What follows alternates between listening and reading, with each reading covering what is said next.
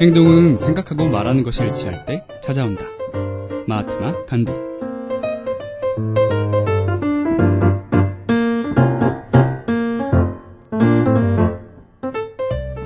안녕하세요 여러분. 월요일 6시부터 인사를 드리는 미래지기 이규빈입니다.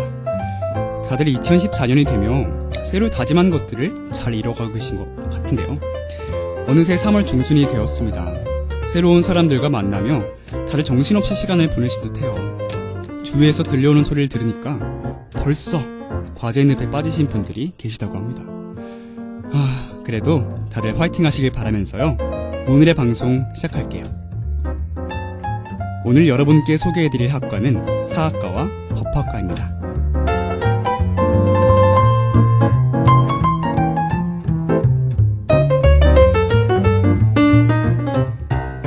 레디, 고!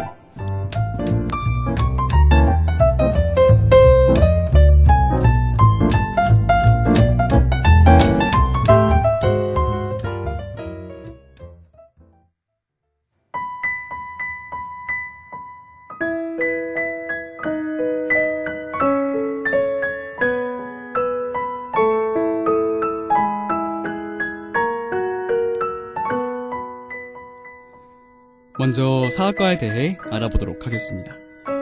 사학과는 역사, 문화에 대한 폭넓은 지식을 쌓는 학과죠. 한국사뿐만 아니라 동양사와 서양사를 포함해 세계의 주요 지역에 대한 역사적 흐름을 배우는 학과죠. 어떤 일을 하든지 역사가 기본 바탕에 되어 있다는 점이 사학과의 강점인데요. 그런 장점이 있기 때문에 행정고시, 입법고시, 임용고시 등 각종 공무원 시험들을 준비하는 친구들이 있습니다. 교육에 관심 있으신 분들은 역사교사나 교수가 될 수 있고요. 교육에 관심 있다고 꼭 누군가를 지도해야만 직업이 있는 것은 아닌데 역사에 관련된 단체 연구원이 될 수도 있고요.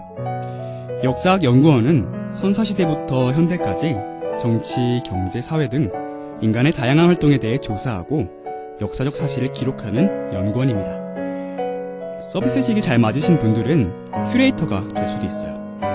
큐레이터는 박물관에서 미술관에서 관람객들을 위해 전시회를 기획하고 작품을 수집하며 관리하는 사람입니다. 관람객들에게 소장품이나 자료에 대해 설명을 해주기도 하는데요.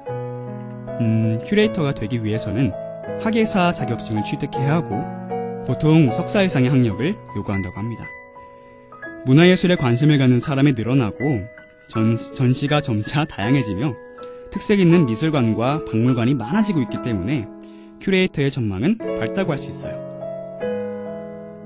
또 사학과 친구들 중에는 로스쿨에 진학하는 친구들도 있죠. 사학과에서 공부하는 것과 법조인으로서 하는 일 모두 방대한 자료를 분석하고 논리적으로 일을 처리해야 한다는 점이 매우 비슷하기 때문인데요. 외국어 능력이 조금 되고 문화에 대한 세계사적 지식이 풍부하다면 유네스코와 같은 문화 역사에 관련된 국제기구에 진출할 수도 있어요. 그 외에도 복수전공이나 부전공을 통해 다양한 직업을 갖는 친구들이 많다고 합니다.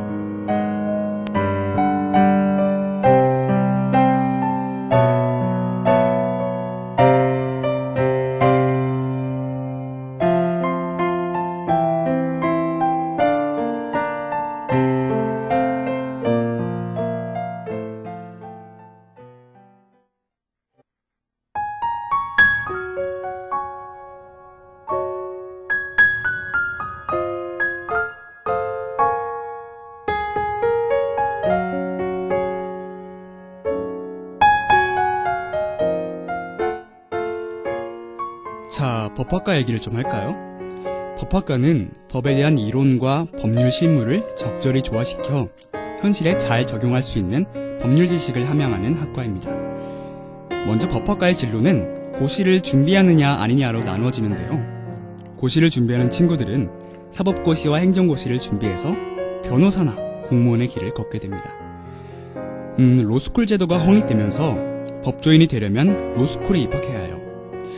법학과를 나왔다고 바로 법조인 될 수 없게 되었죠.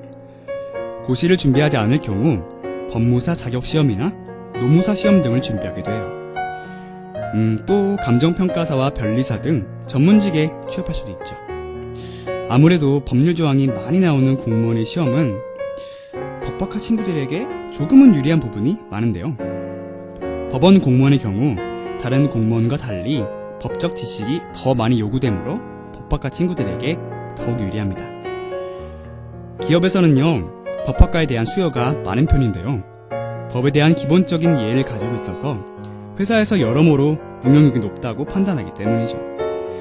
최근 사회가 세분화되고 전문화됨에 따라 각 분야에서 법률 전문가들에 대한 사회적 수요가 증가하고 있습니다.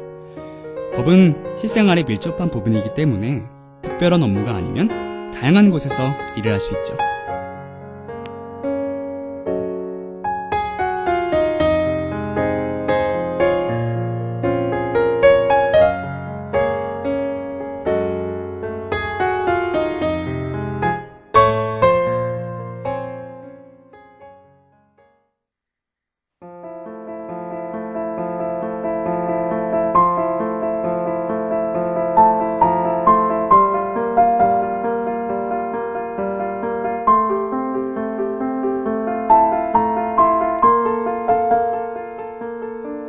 이번엔 사학과와 법학과 친구들이 관심을 가지면 좋을 듯한 이색 직업을 알려주는 코너죠.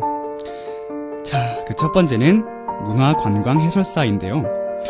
직업의 이름만 들어도 딱 어떤 일을 할지 다들 예상 좀 하실 수 있을 거예요. 문화관광해설사는 단순히 관광객을 안내하는 가이드와는 다른 직업입니다. 우리나라를 방문한 관광객들에게 우리 문화유산을 알기 쉽게 설명하고 감상하고 체험할 수 있는 기회를 높이기 위해서 전문적인 해설을 하는 일이죠.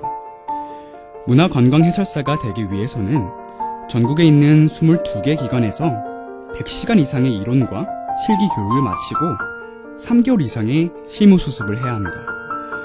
인증 교육 과정을 이수하면 해당 지방자치단체의 선발 계획에 따라 선발되거나 배치되어야 활동할 수 있다고 해요. 혹은 여행사에서 프리랜서로 취업할 수도 있죠. 한류와 K-팝 열풍에 힘입어 우리나라를 찾는 관광객의 수가 늘어나고 있기 때문에 문화관광해설사에 대해 관심을 갖는 사람이 늘어나고 그에 따라 수요도 증가하고 있어요. 아직 잘 알려지지 않은 직업이지만 그만큼 희소가치가 높기 때문에 앞으로 촉망받는 직업이 될 수 있습니다.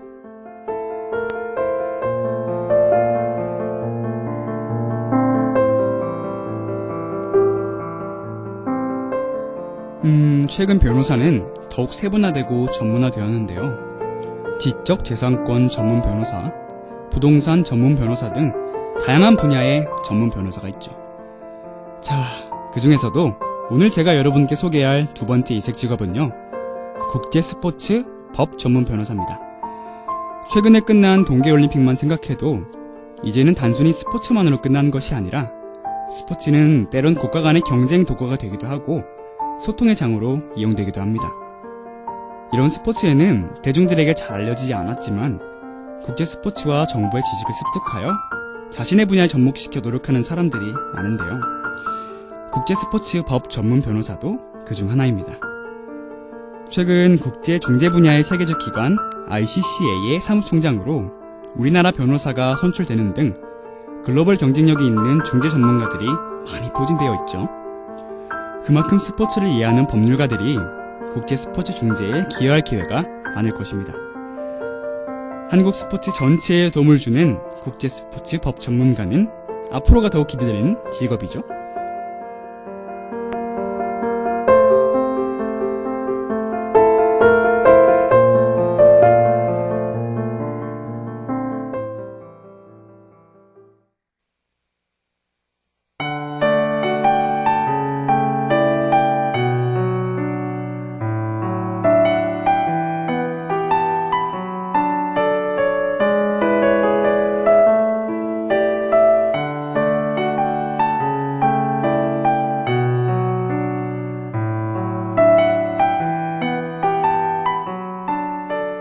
자, 대외활동을 조금 소개해드려야겠죠?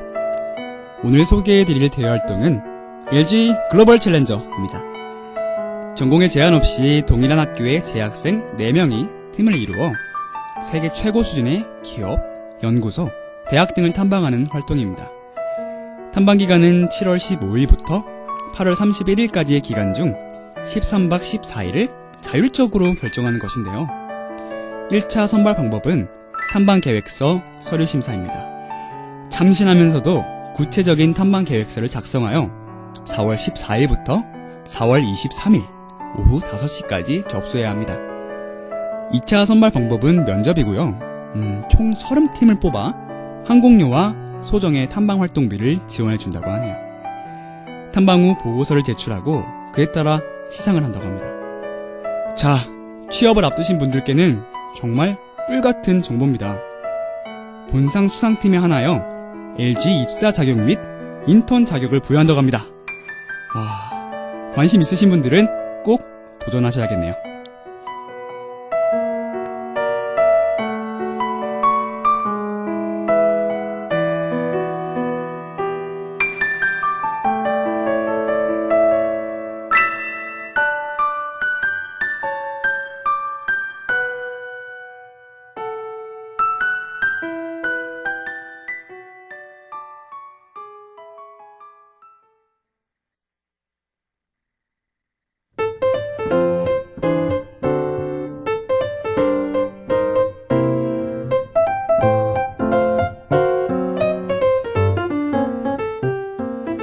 행동은 생각하고 말하는 것이 일치할 때 찾아온다.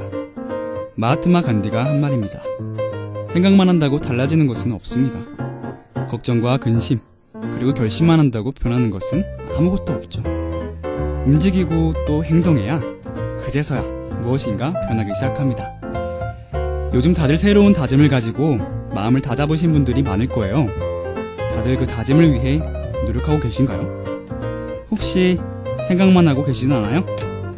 만약 그렇다면 일단 움직여보세요. 도전하고 시도하다 보면 서서히 무엇인가 변화가 일어날 것입니다. 자, 여러분과 저에게 그 좋은 변화가 일어나길 바라면서 이만 미래지기는 물러나겠습니다.